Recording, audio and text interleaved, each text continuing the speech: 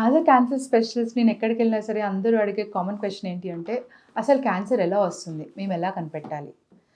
So ఈ క్వశ్చన్కి answer డైరెక్ట్గా చెప్పాలి అంటే చాలా టైం పడుతుంది కాబట్టి సరిగ్గా చెప్పలేకపోతున్నాము. బట్ ఈరోజు ఆ క్వశ్చన్ని ఇన్ డీటెయిల్గా డిస్కస్ చేద్దాము. నేను doctor Bhavya Bayana, consultant surgical oncologist, KIMS hospital Gachibowli. So cancer ఎలా వస్తుంది అని చెప్పడానికి అంత సింపుల్ ఆన్సర్ ఎందుకు లేదు అంటే క్యాన్సర్ వచ్చేది ఎక్కడ అనే దాని question. Cancer head to toe ప్రతి చోట రావచ్చు. ఈ హెడ్ టు టో ప్రతి చోట వస్తుంది కాబట్టి స్పెసిఫిక్గా ఒకటే లక్షణంతో, ఇప్పుడు టీబీ వస్తుంది అనుకోండి, దగ్గు వస్తుంది, రక్తం పడుతుంది అని చెప్పడానికి లట్టు క్యాన్సర్ ఈ విధంగానే వస్తుంది అని చెప్పలేకపోతున్నాం. బట్ ఈరోజు మనం ఒక్కొక్క పార్ట్లో క్యాన్సర్ వస్తే ఎలా గుర్తుపట్టచ్చు అనేది సింపుల్గా డిస్కస్ చేద్దాం. సో ఫస్ట్ హెడ్ అంటే బ్రెయిన్లో క్యాన్సర్ వచ్చే అవకాశం కూడా ఉంటుంది. ఎస్పెషల్లీ యంగ్ వయసు వాళ్ళకి, లైక్ 30 years వాళ్ళకి, వీళ్ళ యంగ్ పేషెంట్స్లో కూడా క్యాన్సర్ వస్తుంది. One very important thing which I wanted to share is, నాకు తెలిసి మా క్లోజ్ కజిన్ రీసెంట్గా చాలా అడ్వాన్స్డ్ స్టేజ్ క్యాన్సర్తో డయాగ్నోజ్ అయ్యి చనిపోయారు. ఆవిడని చూస్తుంటే it was like really very pathetic condition. I felt very bad. ఎందుకు అంటే షీ వాజ్ జస్ట్ 28. ఆవిడకి ఇదివరకు నుంచి మైగ్రేన్స్ వచ్చేవి, అంటే తనకి చిన్నప్పటి నుంచి మైగ్రేన్ హిస్టరీ ఉంది. సో రొటీన్గా హెడేక్స్ వచ్చేవి. బట్ లాస్ట్ 1 yearలో అలాగా ఆ హెడేక్స్ది మారింది తత్వం, అంటే నేచర్ అనేది మారింది. ఎక్కువసార్లు హెడేక్ రావడం, పర్సిస్టెంట్గా ఉండడం, మందులు వాడినా పోకపోవడం, ఇలాంటివన్నీ జరుగుతూ ఉన్నాయి.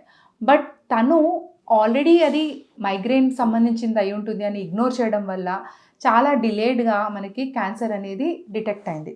సో పర్సిస్టెంట్ హెడేక్, మీకు ఆల్రెడీ హెడేక్స్ ఉండేవి కన్నా పర్సిస్టెంట్గా మీరు మందులు వాడితే తగ్గేది, ఇప్పుడు మారట్లేదు, దాంట్లో నేచర్లో చేంజ్ ఉంటుంది, తొందరగా పోయేది, మార్పు ఉంటుంది దాంట్లో, అది నోటీస్ చేయాలి.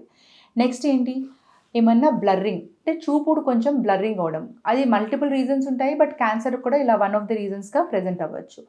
ఇంకొకటి ఫిట్స్ రావడం కానీ, డిజీనెస్, కళ్ళు తిరుగుతున్నట్టు ఉండడం కానీ, వీటికి రీజన్ ఉండదన్నమాట. ఇలాంటి వాటిలో క్యాన్సర్ అనేది సెర్చ్ చేయాలి.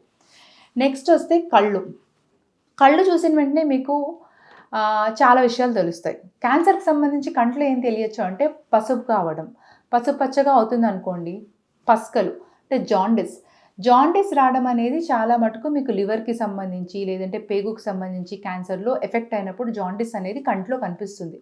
మీకు బాగా తెలిసే టైంకి ఆల్రెడీ కొంచెం ఎక్కువగానే ఉంటుంది, కానీ కొంతమంది మరీ పసుపుగా అయ్యే వరకు కూడా రారు. సో కంట్లో ఏమన్నా కలర్ చేంజెస్ ఉంటే డెఫినెట్గా నోటీస్ చేయాలి.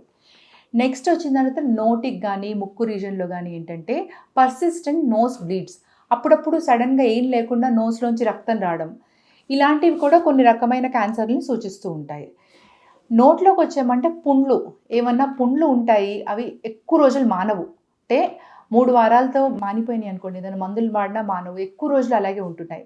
అలాంటి పుండ్లను కూడా క్యాన్సర్ అనుకోవచ్చు. తెల్ల పచ్చలు ఉండొచ్చు, ఎర్ర మచ్చలు ఉండొచ్చు నోట్లో, లేకపోతే నాలుక బయటకి లాగుతుంటే బయటికి రాకపోవచ్చు. నోరు ఓపెన్ చేస్తుంటే మొత్తం ఓపెన్ కాదు, కొంచెం రెస్ట్రిక్ట్ అయింది, అంటే మౌత్ ఓపెనింగ్ అనేది తగ్గిపోతుంది.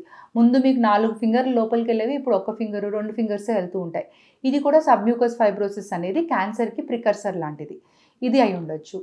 నెక్స్ట్ నోటిది అయిపోయింది, కిందకు వచ్చామంటే మెడలో చాలా రకాల క్యాన్సర్స్ని అక్కడ కనిపెట్టవచ్చు. అంటే మీకు పేగు క్యాన్సర్లు కానీ, కడుపులోకి సంబంధించిన క్యాన్సర్లు, ఊపిరితిత్తులకు సంబంధించిన క్యాన్సర్లు, బ్రెస్ట్ క్యాన్సర్, ఇవన్నీ కూడా మెడలో గడ్డల కింద కనిపించవచ్చు.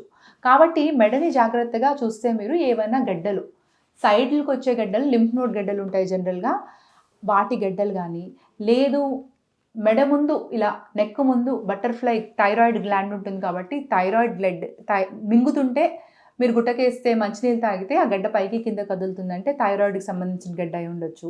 ఈ పక్కన ఉంటే లింఫ్ నోడల్ గడ్డలు అయి ఉండొచ్చు. ఈ లింఫ్ నోడల్ గడ్డలు ఎక్కడి నుంచి వస్తున్నాయి అనేది చాలా ఆప్షన్స్, ఎక్కడి నుంచి వస్తుంది అనేది చూసుకోవాల్సి వస్తుంది. సో ఇది ఒక అబ్నార్మల్ ఫీచర్ మీరు గుర్తుపెట్టుకోవాల్సింది. నెక్స్ట్ వాయిస్ బొంగురుపోవడం, అంటే మీకు మామూలుగా ఉండే వాయిస్ కంటే జలుబు చేసినప్పుడు అలా బొంగురుపోతుంది, అలా ఎక్కువ రోజులు ఉంటుంది. మామూలుగా జలుబు చేసి దగ్గు అందరికీ వాయిస్ మారిద్ది, కానీ తగ్గిపోవాలి. అలా తగ్గకుండా బొంగురు వాయిస్ అట్లానే పర్సిస్టెంట్గా చాలా రోజులు ఉండడం, ఎస్పెషల్లీ స్మోకర్స్లో, స్మోకింగ్ బాగా చేసే వాళ్ళలో ఇలాంటి చేంజెస్ ఉంటే కూడా క్యాన్సర్ అనేది సస్పెక్ట్ చేయాలి. అంటే వాయిస్ గ్లాండ్ ఉంటుంది కదా, లారింజియల్ క్యాన్సర్స్, అలాంటి వాటికి దానికి సంబంధించిన క్యాన్సర్ అయి ఉండొచ్చు కూడా. నెక్స్ట్ మనం కిందకి వెళ్తే ఊపిరితిత్తులకు సంబంధించి ఆలోచిద్దాం. ఊపిరితిత్తులకు సంబంధించి ఛాతీ నొప్పి, ఆయాసం, దగ్గు, పర్సిస్టెంట్గా పొడి దగ్గు కానీ, ఆర్ రక్తం పడడం కానీ దగ్గులో ఇలాంటివన్నీ అవుతూ ఉంటే క్యాన్సర్ సంబంధించిన లక్షణాల కింద కన్సిడర్ చేసి టెస్ట్ చేసుకోవాల్సి వస్తుంది. కడుపుకు సంబంధించి పెద్ద పేగు కానీ చిన్న పేగు కానీ కడుపుకు సంబంధించి క్యాన్సర్లో ఏమేమి ఉంటాయంటే మన అబ్డామెన్ దాకా వచ్చామనుకోండి, దాంట్లో చాలా ఆర్గన్స్ ఉంటాయి. అంటే ఇది అది అని కాదు, అబ్డామినల్ ఆర్గన్స్ అనుకోండి, మల్టిపుల్ ఆర్గన్స్ ఉంటాయి. సో ఈ ఆర్గన్స్లో ఒకటి ఆహార పైపు, అంటే ఆహారం తినే పైపు. దీనికి సంబంధించి మింగుతుంటే మీకు మింగడానికి ఇబ్బంది అవుతుంది, డిస్ఫేజియా అంటాం. లేదు ఆకలి సరిగ్గా, అంటే కొంచెం తిన్నారు, ఒక ఇడ్లీ తిన్నారు సరిపోయింది, మామూలుగా 3-4 ఇడ్లీలు తినేవాళ్ళేమో, బట్ ఒక్క ఇడ్లీ తింటున్నా ఆకలి వేయట్లేదు, ఇంకా బరువు తగ్గడం. లేదు సింపుల్గా ఇండైజెషన్, కడుపు నొప్పి, కడుపు ఉబ్బరంగా అనిపించడం, ఇలాంటివన్నీ ఇంక్లూడింగ్ మోషన్లో రక్తం పడడం కానీ, నల్లగా రావడం కానీ మోషన్లో, ఇలాంటివి కూడా క్యాన్సర్కి సంబంధించి జిగురుగా రావడం కానీ, లేదు కొన్ని రోజులు మోషన్స్ బాగా ఎక్కువ అవ్వడం, కొన్ని రోజులు మోషన్స్ సరిగ్గా అవ్వకపోవడం, అంటే మీ బవల్ హ్యాబిట్లో చేంజ్ అవ్వడం కానీ, ఇలాంటివి ఏమన్నా కూడా క్యాన్సర్కి సంబంధించిన లక్షణాలు అయి ఉండొచ్చు. ఆడవాళ్ళకి ఇంకా రిప్రొడక్టివ్ ఆర్గన్స్ దాకా వచ్చామంటే ఆడవాళ్ళకి గర్భసంచి ఉంటుంది. కాబట్టి గర్భసంచికి సంబంధించి మనం చూడాల్సింది ఏంటి అంటే రక్తం, పీరియడ్ సరిగ్గా వస్తున్నాయా రావట్లేదా, ఎక్కువసార్లు వస్తున్నాయా, వచ్చినప్పుడు ఎక్కువ బ్లీడింగ్ అవుతుందా, తెల్లబట్ట ఎక్కువగా అవుతుందా, కర్డీగా ఉందా, ఎక్కువ నార్మల్గా పీరియడ్స్తో పాటు కాకుండా ఎక్కువగా అవుతుందా, లేదు సెక్స్లో పార్టిసిపేట్ చేసిన తర్వాత బ్లీడింగ్ అవుతుందా, లేదు మీకు మైల్ అవ్వడం మొత్తం ఆగిపోయింది కానీ మళ్ళీ బ్లీడింగ్ అవుతుందా, ఇలాంటివి ఏమైనా చేంజెస్ ఉంటే గర్భసంచికి సంబంధించిన క్యాన్సర్ కూడా అయి ఉండొచ్చు. వాటి గురించి కూడా టెస్ట్ చేయించుకోవాలి. ఆడవాళ్ళకు ఇంకొకటి గుర్తుపెట్టుకోవాల్సింది ఏంటంటే ఆడవాళ్ళకే కాదు మగవాళ్ళకు కూడా రొమ్ము క్యాన్సర్ వచ్చే అవకాశం ఉంటుంది. కాబట్టి ఎవరికైనా రొమ్ములో ఏదైనా నొప్పి లేని గడ్డ ఉన్నా సరే, శంకలో నొప్పి లేని గడ్డలు ఉన్నా సరే క్యాన్సర్కి సంబంధించింది అనేది ఆలోచించవచ్చు. నెక్స్ట్ యూరినరీ బ్లాడర్, కిడ్నీ, ఇవన్నీ వీటిలో ఏమవుతుందంటే మీకు యూరిన్లో రక్తం పడడం కానీ, లేదంటే ప్రాస్టేట్కి సంబంధించిన క్యాన్సర్ వస్తే యూరిన్ ఆగి రావడం కానీ, ఇలాంటి చేంజెస్ అనేవి అవుతూ ఉంటాయి. నెక్స్ట్ ఏమవుతుందంటే కాళ్ళ చేతుల్లో సార్కోమాస్, సాఫ్ట్ టిష్యూ క్యాన్సర్స్ అంటాం. అంటే ఇవి గడ్డలు క్లియర్గా కనిపిస్తాయి. కొంతమంది ఆ గడ్డ ఆల్మోస్ట్ 20 సెంటీమీటర్ల అయ్యే వరకు రారు హాస్పిటల్కి. ఎందుకు అంటే అవి చాలా పెద్ద పార్ట్స్లో వస్తాయి. ఇప్పుడు తొడ మీద వచ్చింది అనుకోండి, తొడ మీద ఆ గడ్డ పైకి వచ్చి మీకు తెలిసేలోగానే అది 10 సెంటీమీటర్లు దాటిపోతుంది. సో ఏమన్నా గడ్డ సడన్గా సైజ్ పెరుగుతుంది, అబ్నార్మల్గా ఉంది, పెద్దగా అవుతుంది, నొప్పి వస్తుంది, ఇలాంటివి కూడా క్యాన్సర్కి సంబంధించే సంకేతాలు అయి ఉండొచ్చు. సో ఇప్పుడు నేను ఈ క్వశ్చన్కి ఎందుకు జనరల్గా డిస్కస్ చేయనంటే ఇవి మామూలుగా ప్రతి ఒక్కరికి అయ్యేవే.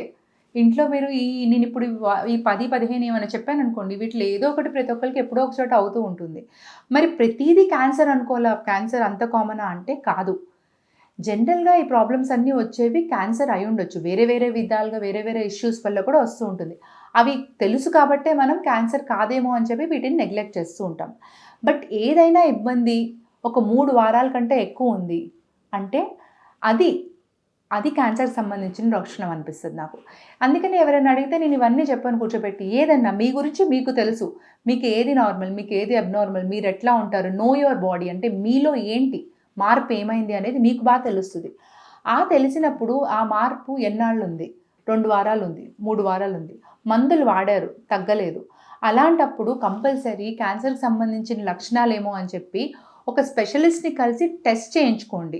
అది క్యాన్సర్ అయి ఉండకపోవచ్చు, బట్ ఆ మినిమం టెస్ట్లన్నీ చేయించుకుంటే క్యాన్సర్ కాదు అనుకోవడం చాలా important. So head to toe in general మీరు నోటీస్ చేయాల్సిన పాయింట్స్ ఇవి. ఇంకేమైనా పాయింట్స్ మిస్ అయి ఉంటే మీరు కామెంట్ సెక్షన్లో కామెంట్ చేయండి, దాని గురించి ఫర్దర్గా డిస్కస్ చేద్దాం. Thank you.